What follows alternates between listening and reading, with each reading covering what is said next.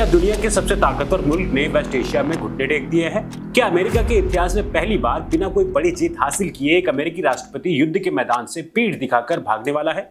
Their loved one said, "Please, sir, please finish the job." Every one of them.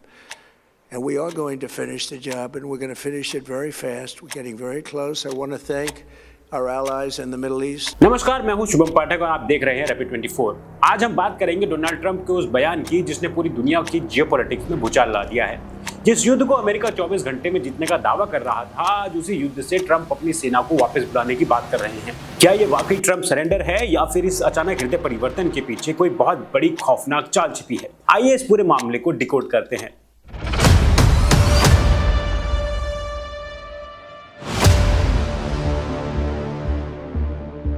हाल ही में Donald Trump ने एक बयान दिया जिसने वॉशिंगटन से लेकर तेल अवीव तक सबको हैरान कर दिया। ट्रंप ने खुले मन से कहा कि अमेरिका बहुत जल्द इस ईरान युद्ध से बाहर निकलने वाला है।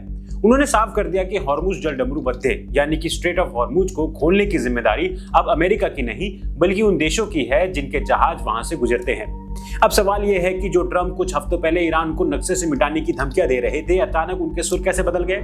इसके पीछे कोई शांति या नोबेल पुरस्कार जीतने की चाहत नहीं, इसके पीछे है अमेरिका की टूटती हुई कमर। कैसे?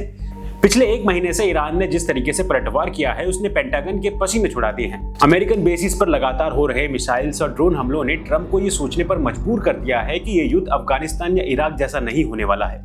ये एक ऐसा दलदल है जहां अमेरिका जितना हाथ पैर मारेगा उतना ही धंसता चला जाएगा। ट्रंप के सरेंडर जैसे बयान के पीछे सबसे बड़ा कारण है अपनों का ही हाथ छोड़ जाना। अमेरिका हमेशा से अपनी ताकत के घमंड में नहीं बल्कि अपने अलायंस की ताकत के दम पर युद्ध लड़ता आया है, लेकिन इस बार बाजी पलट चुकी है।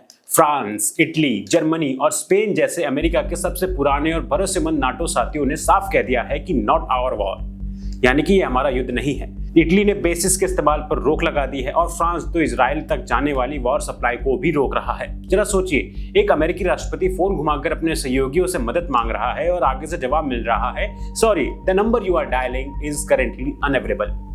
ट्रंप इस युद्ध में बिल्कुल अकेले पड़ गए हैं। ईरान की यह सबसे बड़ी रणनीतिक जीत है कि उसने एक भी अमेरिकी शहर पर हमला किए बिना अमेरिका को उसके दोस्तों से अलग थलग कर दिया है। लेकिन ट्रंप को पीछे हटने पर मजबूर करने वाला असली ब्रह्मास्त्र कोई मिसाइल नहीं बल्कि ईरान का इकोनॉमिक चोकहोल्ड है। हॉर्मुज से होने वाले कच्चे तेल की सप्लाई बाधित है। अंतर्राष्ट्रीय बाजार में तेल की कीमतें आसमान छूने को तैयार हैं। ईरान ने एक बहुत ही शातिर चाल चली है। उसने यूरोपियन देशों के लिए रास्ते इनडायरेक्टली खोलकर रखे हैं, बशर्ते वो अमेरिका का साथ ना दे। यूरोपियन इकोनॉमी पहले ही खस्ता हाल है।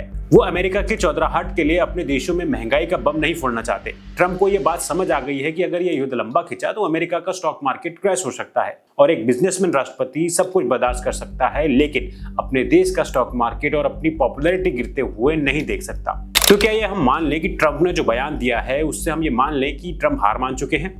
यहीं पर हमें थोड़ा सतर्क होने की जरूरत है। डोनाल्ड ट्रंप की अनप्रेडिक्टेबिलिटी ही उनका सबसे बड़ा हथियार है। कई डिफेंस एनालिस्ट का मानना है कि ये सेना वापसी का बयान सिर्फ एक टेक्निकल रिट्रीट हो सकता है। हो सकता है कि ट्रंप झूठी दिलासा दे रहे हों ताकि मार्केट शांत हो जाए और ईरान अपने गार्ड नीचे कर दे, और जैसे ही गुड फ्राइडे या किसी लंबे वीकेंड पर दुनिया सो रही हो, ट्रंप अपनी बच्ची कुची एयर पावर और सबमरीन से एक बहुत बड़ा विनाशकारी हमला कर दे। क्योंकि ट्रंप का ईगो इतना बड़ा है कि वो इतिहास में ऐसे राष्ट्रपति के तौर पर दर्ज नहीं होना चाहेंगे जिसे ईरान ने बिना हराए ही भगा दिया। लेकिन अगर वो ऐसा करते हैं तो रशिया और चाइना पहले ही हॉर्मुज के आसपास अपनी नजरें गड़ाए बैठे हैं। एक गलत कदम और ये वेस्ट एशिया का युद्ध वर्ल्ड वॉर 3 में बदल सकता है। तो दोस्तों, निष्कर्ष ये है कि ट्रंप का सेना वापसी का बयान अमेरिका की कमजोरी और कूटनीतिक हार का एक सीधा प्रमाण है। युद्ध के मैदान में चाहे जो भी हो, जियोपॉलिटिक्स के शतरंज में ईरान ने इस राउंड में अमेरिका को चेकमेट कर दिया है।